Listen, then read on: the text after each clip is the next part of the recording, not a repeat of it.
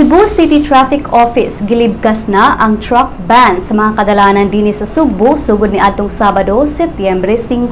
Ang maong truck ban nga gikan sa alas 6 hangtod sa alas 10 sa buntag gisugdan og implementar ni adtong Agosto 22 ug gitapos ni adtong Sabado. Ang truck ban kalabot sa pag-host sa syudad sa Asia Pacific Economic Cooperation kon APEC.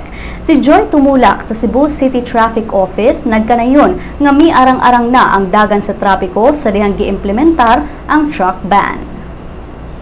Sugod niyatong Domingo hangtod karon gilibkas na nato ang atoang pag-implement sa truck ban gikan sa alas 6 sa buntag hangtod sa alas 10 sa gabi.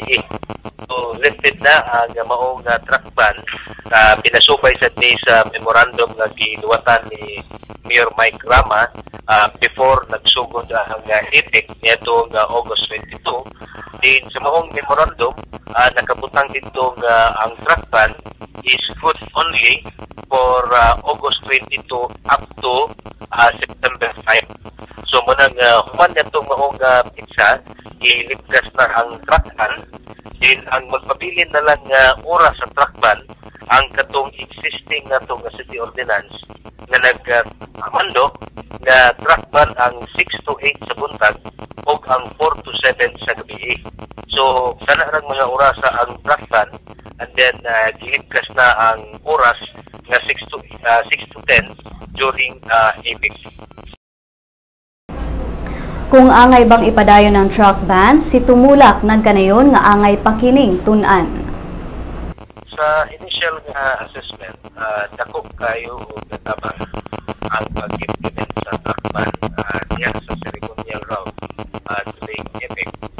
So regarding sa pagtutana o ipakayod ba ang noong pag-truck ban, ubos paghihapon kinikaroon sa pagtuon, then ikinahanglan sa konsultasyon gikan sa nagkalain ng mga sektor sa mapanagitan ining sa Cebu truckers, ining mga negosyante o yes may pagtanag. So ikinahanglan kayo ang consultation unya right after sa consultation ikinahanglan sa yun nga doon nagyoy usa ka pag-amendar sa ordinansa regarding sa